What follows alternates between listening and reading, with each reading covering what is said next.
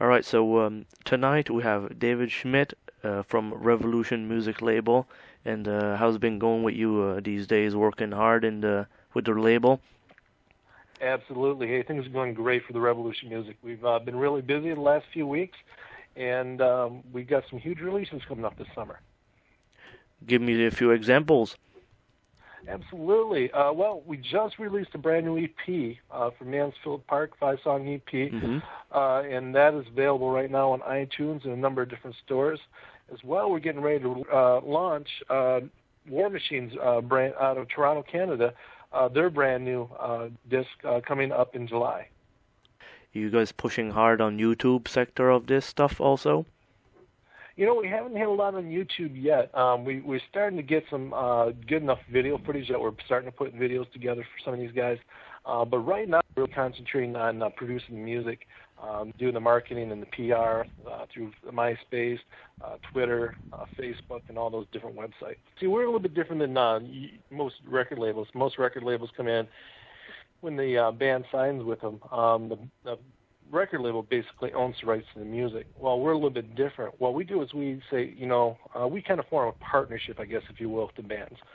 The bands get to keep the rights to their music, and at the same time, we go out and we really promote the bands and take a percentage of what the bands make. And so, unlike the traditional record labels, I guess, who are expecting money up front, we go ahead and we take it off the back end to help the bands make sure that they're a viable entity. Because the music business has truly changed throughout the years. Well, it is, and it continues to change. And that's the funny thing about, me talking to you right now, for instance. I mean, one of the things that's changed in the last few years is the fact that so much more has been is being done online.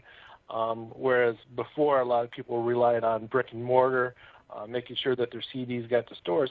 Well, now we look at a majority of record sales and MP3 sales, I should say, going through iTunes and a number of other different online medias.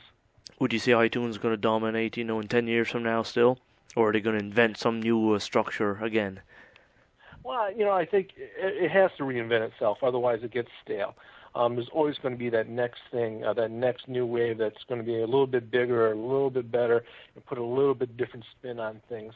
I think really on-demand radio is going to be the next big thing. You're just starting to hear a buzz about that.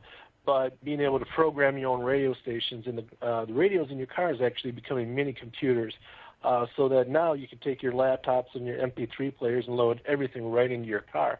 And I think that's kind of going to be the next new generation of things coming up. But when the people want to hear certain stuff, don't they necessarily go for the more big bands, let's say? How could that benefit smaller bands? Well, believe it or not, it does. Due to some creative marketing on places like iTunes, where you're able to associate what your music sounds with some of the larger bands, you can actually capitalize on some of the band's success. For instance, we have a band, Tension Head. Tension Head sounds kind of like Clutch, a little like Pantera, and that kind of stuff. So what we do is we try to associate their music and put that online so that when somebody looks it up, they look up a Pantera song or they look up a Clutch song, hey, you might also like something like Tension Head, and so Tension Head will come up as well. So even though we don't have the notoriety or the name brand success as maybe some of the larger artists do yet, we can still use stations and try to capitalize on those types of things.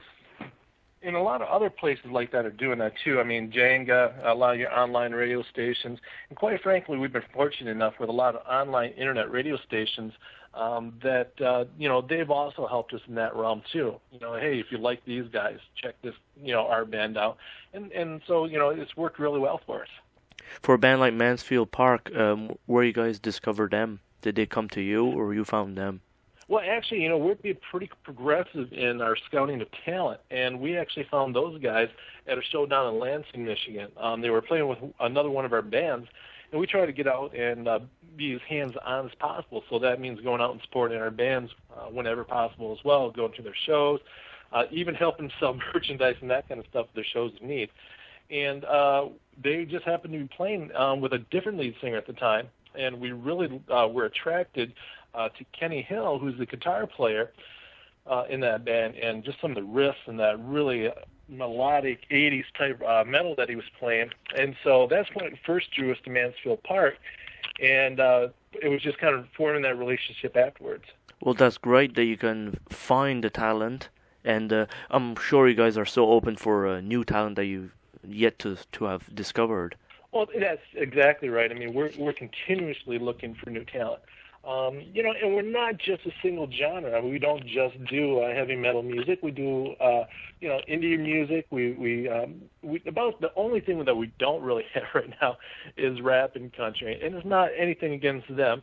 It's just that we are, try to be fans of the music. And so the shows that we go to generally are those types of shows. And so that's how we discover a lot of our talent. For some of these groups that you represent and work with, let's say, are you helping them secure concert dates and stuff? Yeah, we do. Although we're not primarily a booking company, the more people that we work with, the more opportunities that come across our door. So if something comes our way, of course, we're more than happy to pass that along. A lot of our bands have been around long enough that they have pretty good contacts on their own. And I think that's where we're different than a lot of record labels, too. We don't pretend to be management.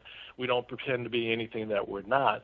What we do is we go out and focus on the production and then the distribution of the music. And so we try to let the artists reap as many benefits as they can. So, Dave, this summer you guys got a lot of stuff on the go and, keeping working hard for the summer? Yeah, absolutely. I mean, we've got a brand new venue that just opened in Bay City, Michigan here, and one of the guys from Silver Sport, one of our bands, actually bought the venue and opened it, and he's just bringing some tremendous music through. For instance, you got LA Guns and Faster Pussycat. They're coming through. Green Jelly. I don't know if you heard of those guys. Oh yeah, yeah. Throwback from the '80s. They're coming through.